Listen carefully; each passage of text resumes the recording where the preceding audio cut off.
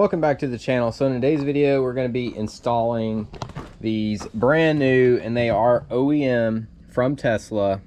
It says made in Germany right there. Alright, so I wanted to show you guys this app. This is called Tessie, and I came out here in the rain because I wanted to back up so I could give you guys the full view. Are you sure you want to activate it? And check this out. So activate. Is that not awesome? And they didn't come in any plastic or anything. They came directly from Tesla.com like this.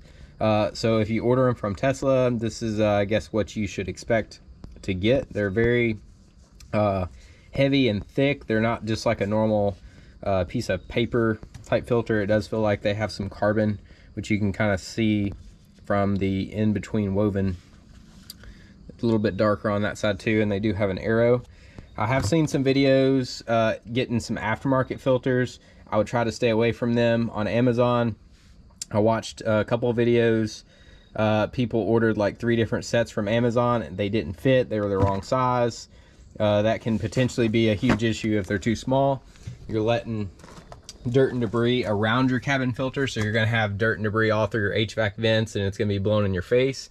And if they're too big, you can have that same issue where they're all scrunched up and it allows dirt in between. So I'm going to try and show you guys a detailed video. These push pins are very easy to take loose. So you literally just put a screwdriver and they pop right down. That little piece should come out as well. And sometimes they come out and stay in one piece, but you don't want to lose these pieces. Just kept my floor mat in. So good news, it does look like this has changed before, because I do see a little mark. So we're going to see how clean or dirty this filter is. Should be one more right there.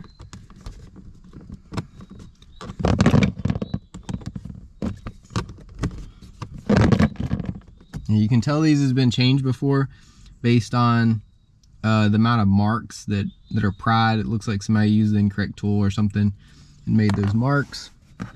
And there also looks like there might be a push pin missing. So 1, 2, 3, 4. And here we go. This right here, you push in with your fingernail, or you can take a really small screwdriver or something, but it should push in and you pull straight out. So what that looks like is just that action right there. The speaker looks like can't really see the connector at the angle that I'm at, but it looks like it just pulls out. Can't really tell. Be careful with it because definitely want the speaker to work. So I had to pause the camera because I had to use both hands, but I'm showing the good, bad, and ugly. So this has been changed before, but you can see the connector has a little crack right there. It doesn't affect the ability for it to plug in, but somebody has changed this filter before, or had the speaker unplugged for some reason and cracked the connector. So I don't really see any issues with the speaker not working because it still has the availability to be plugged in and the connectors aren't broke. Just knowing that this back piece is cracked. There will be an affiliate link in the description below. I love these things. They're form fitted and they are amazing. So they come out really easy, all in one piece, and basically it traps all of the dirt, as you can see, and it keeps your floor mat perfect up underneath. But I got both floor mats removed. You can take your hand up here and pull down, and you want to get kind of below this little carpeted piece, and this has several little pop clips,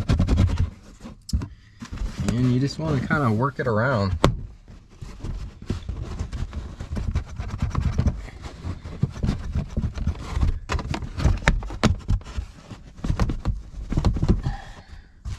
Doesn't want to come back right there, so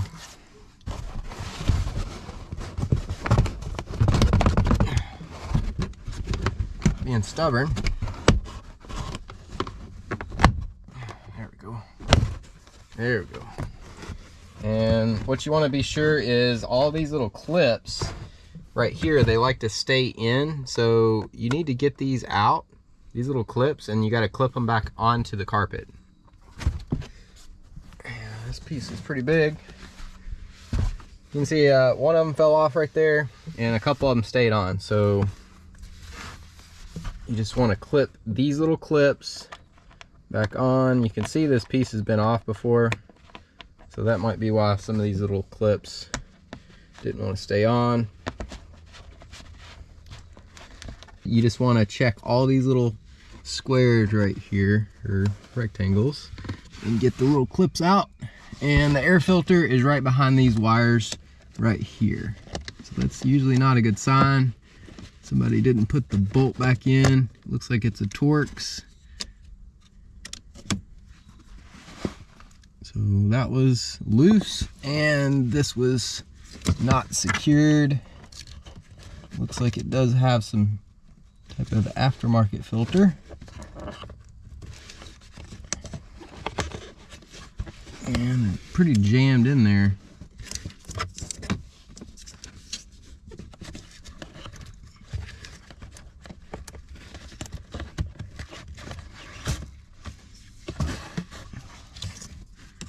Now it looks like it has the Amazon HEPA style. Let's see how dirty these things are. Yeah, it looks pretty dirty. They probably didn't put the screw back in because they're not the right size.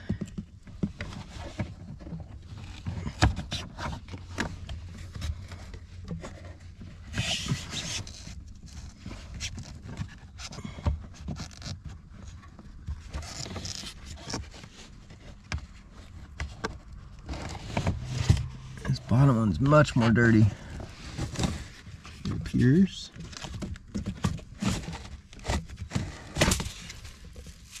Golly. That's what the vacuum comes in handy for. You want to try and vacuum up all this, whatever you can. And another... Alright, so I got a little bit of light, so whenever you're changing the air filter, it's good to check this. There's a screen, it appears like down in here. And you can see I got some leaves on that screen. And then also too, it's a good idea, look how dirty this box is. So that's going to go straight into your brand new filter, and it does have a little drain for water, but you can use some like interior like cleaner or something. You can wipe all this out, get all this dust and dirt, because this is going to go straight into that brand new filter that you just cleaned. So I like using a microfiber cloth for most of the stuff that I do, because microfiber kind of like grabs all that dirt, and you can see right there, it's just grabbing it all, and most of it is just sticking in the rag. All right, so it's a little hard to see. I'll try to stick my camera down in there as far as I can, but this right here was about the only way that I could get that out, because I couldn't reach that. It's like a leaf or something off of a tree. Down in this little groove. I'll see if there's anything left. Looks like I've got everything out.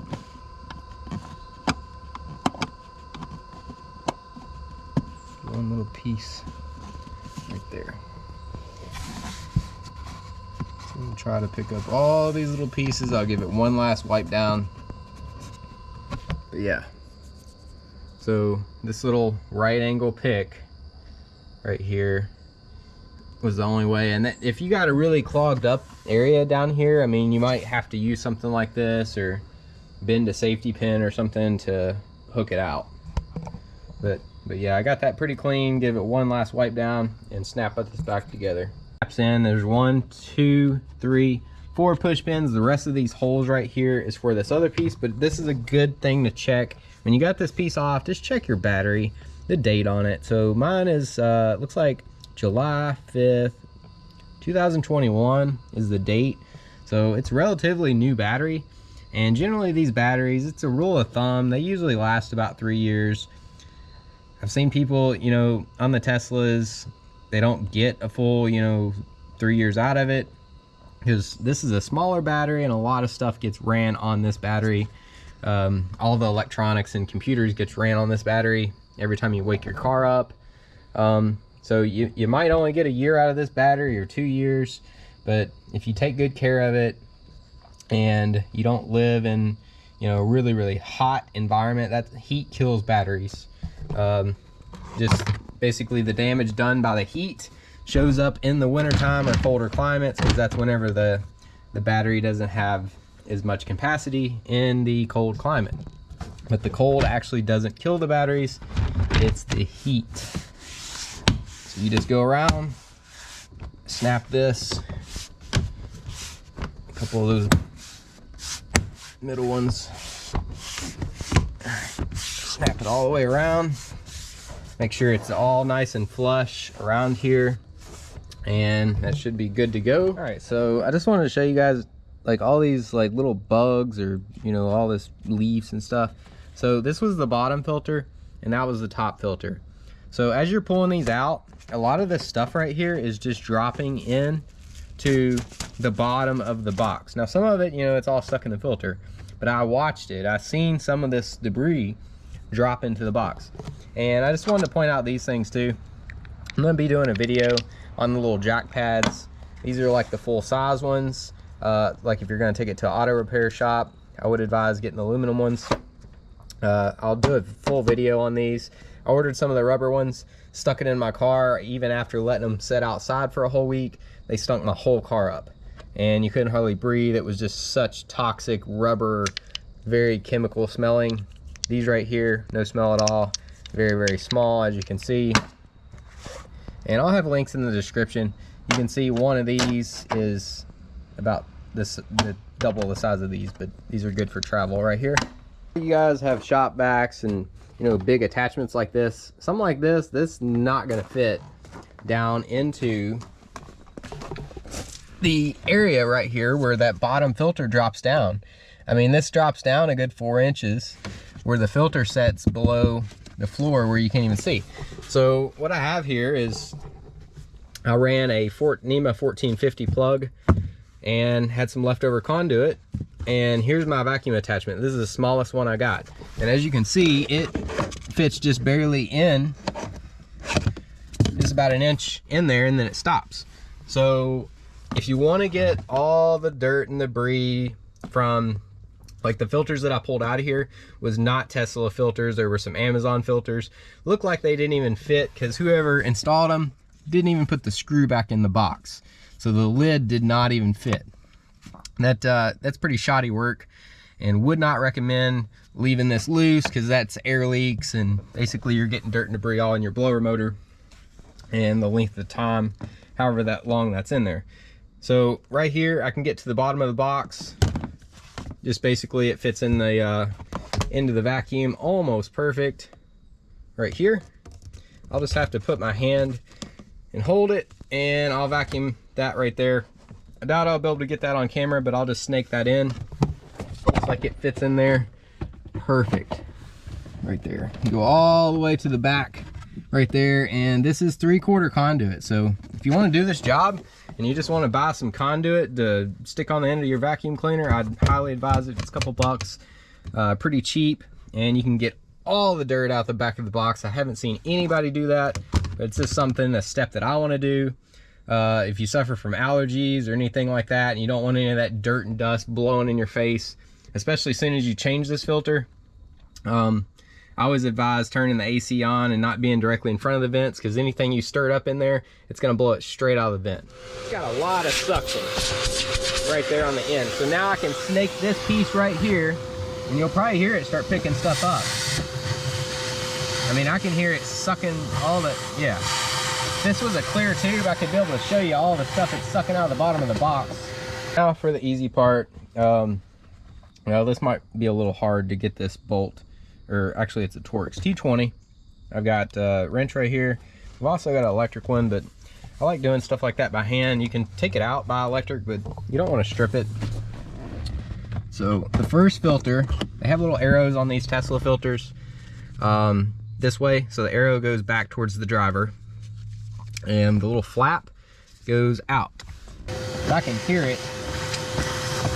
There's a couple pieces right there, a couple little clunks. I mean, right now it sounds like I got pretty much everything out. And you want to be careful with these filters. Try not to scrunch them or break them, or They slide in pretty tight. And this first filter right here slides in and it drops straight down. This little tab, you can bend it out or you can push it in, it doesn't matter. I'm gonna bend it out just so it doesn't create any type of air gap in between the filters. Arrow the same way, facing towards the driver. Definitely a tight fit. And then they both, I'll show you, give you a better angle. So this right here, this little flap on the bottom one, it gets bent up, and the little flap right here gets bent down on the top. And then you have the screw that fits right there, and the little door pops in the bottom of the edge right here, so it should snap. Well, not really snap, but just fit in there nice. Fold that down right there. And the door needs to be secured. Whenever I first got this, the door was not secured. So whoever did it didn't put the bolt back in the top.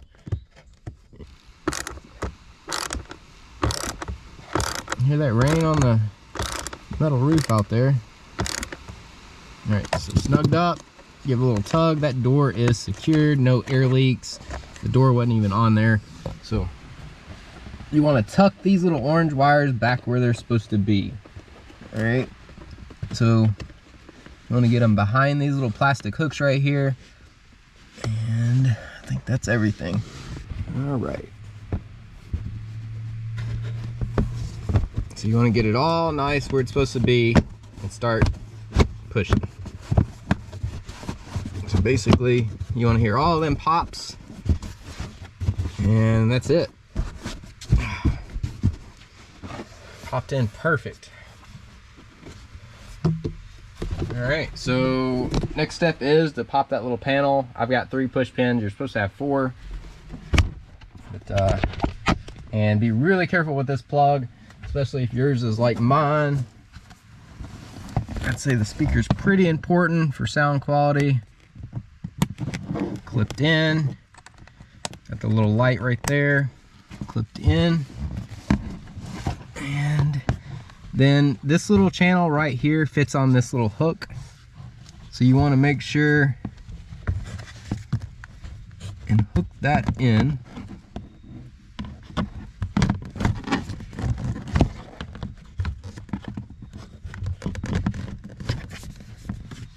Pretty tight.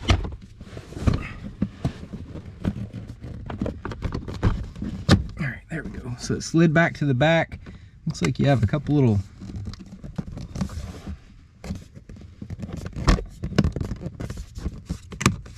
clips where it should pop in, and then you got the push pins. So you guys are gonna probably ask that's watching this video, how did the Frunk pop itself?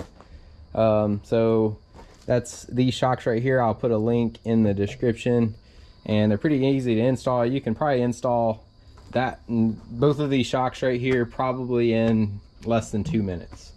So basically the Frunk automatically opens itself, and it takes a little bit more effort to close it, but I love these things. You can also get these and check that out. So they have the same thing, same brand. These are some assisted, and they have a little cool spring right here, and they're wrapped in black. So yeah, perfect. Takes a little bit more force to shut the back as well, and there'll be a link for both of those in the description. Is that not awesome? So I'll give you a link down in the description below on how to get this app, and that's not all you need. You don't just need the app. You can pop the trunk and pop the Frunk from the regular Tesla app, but this app right here just shows such more detail. Like it shows your battery health, your real world mileage. You can click this little heart right here, and it shows like what condition, and it's got so much statistics. Like I can't like go into all of it, but it's got so much stuff. I'll click the little link down below to get this app. They got like a free trial. I'm not sponsored by this app, but I just love it so much. And How you get to pop the frunk like that is you need these special lift shocks, and I'll put a link down in the description. I'm not sponsored by any of this. It was all paid for by my own money. But yeah, this certain brand right here, they got a little bit more tension to close, so I can't close it. I'm holding the camera. To close it properly, you're supposed to put your hand flat on this side and this side. You're not supposed to push right here until it clicks. You're never supposed to slam this because it can damage the latch. And the same for the back. So it's got these special springs. These are gas-filled struts, and then they got the springs down here at the bottom. A lot more coming. Smash the like button. It's free for everybody. It helps the YouTube algorithm. It helps my channel grow and me to put out excellent content like this, and basically to get seen by more people. So thank you guys so much. Have a good day. Enjoy it.